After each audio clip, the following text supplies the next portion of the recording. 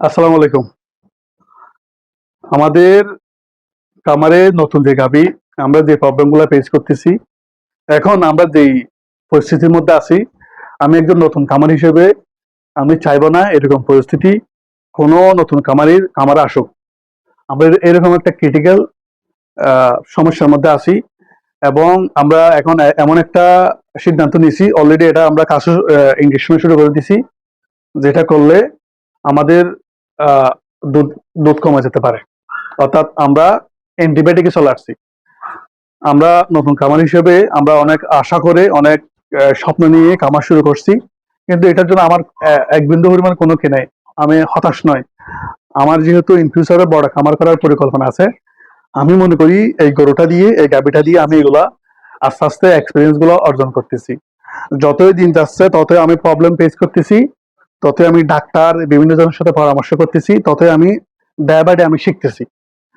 তো আমি একটু আপনাদেরকে দেখাই, আমি যেই এখন ওই যে যেটা বলছিলাম আরকি, আমাদের দুধের বাডে যে পক্স কতগুলো ফুটছিল, অ্যালার্জি যেটা আরকি, গাভীর অ্যালার্জি, বাডের মধ্যে যে অ্যালার্জি গুলো হয় আরকি।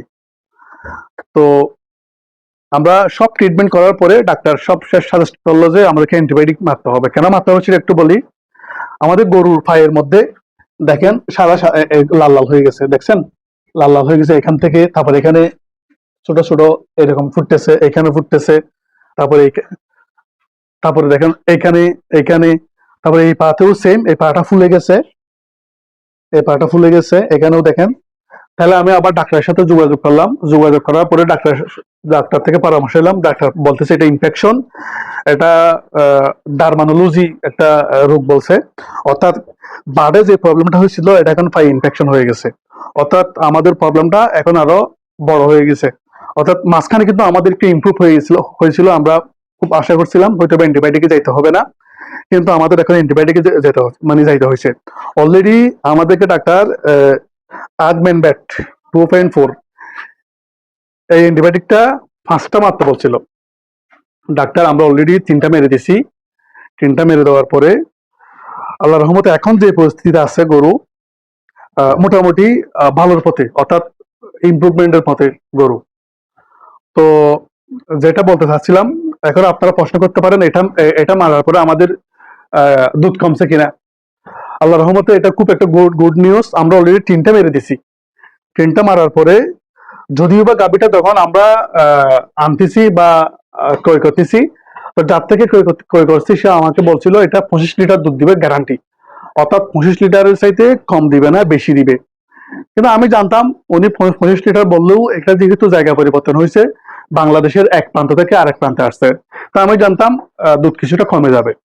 তো এখানে নতুন নতুন আনার পরে 1 সপ্তাহ আমরা সকালে নয় বিকালে নয়, অর্থাৎ 18 করে আমরা এখানে দুধ দহন করছিলাম। তো এরপরে যেহেতু গরু অসুস্থ হয়ে গেছে, গরু খাওয়া দাওয়া একটু ছেড়ে দিয়েছিল, অনেক প্রবলেম আমরা ফেস করতেছি, তখন আমরা দুধের আশা করি নাই, যেহেতু প্রতিদিন ইনজেকশন করতে হচ্ছে, বিভিন্ন ট্রিটমেন্ট করতে হচ্ছে।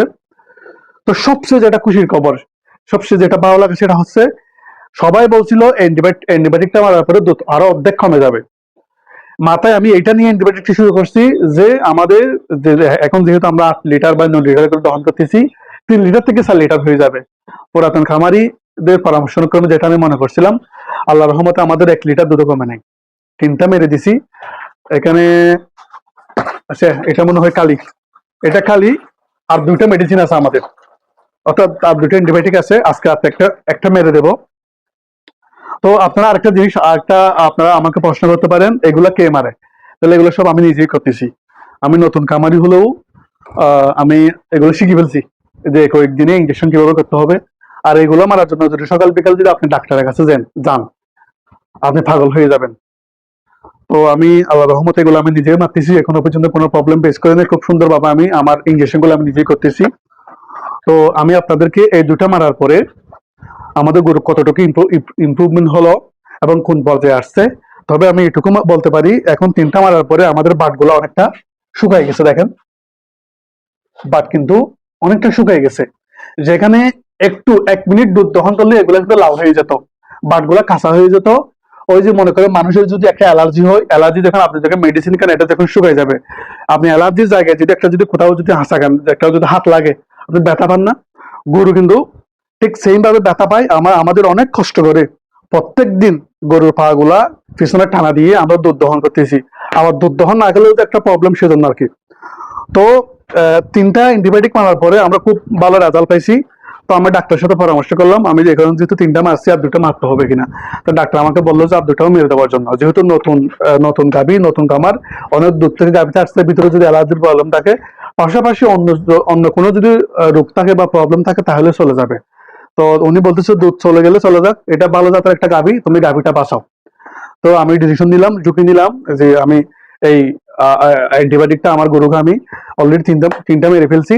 তো বাকি এই 2টা মারার পরে আমি আপনাদেরকে আপডেট দিব আমরা কতটুকু ইমপ্রুভমেন্ট হচ্ছে আর কি। তো এই পর্যন্ত সবাই ভালো থাকবেন, সুস্থ থাকবেন। আল্লাহ হাফেজ, আসসালামু আলাইকুম।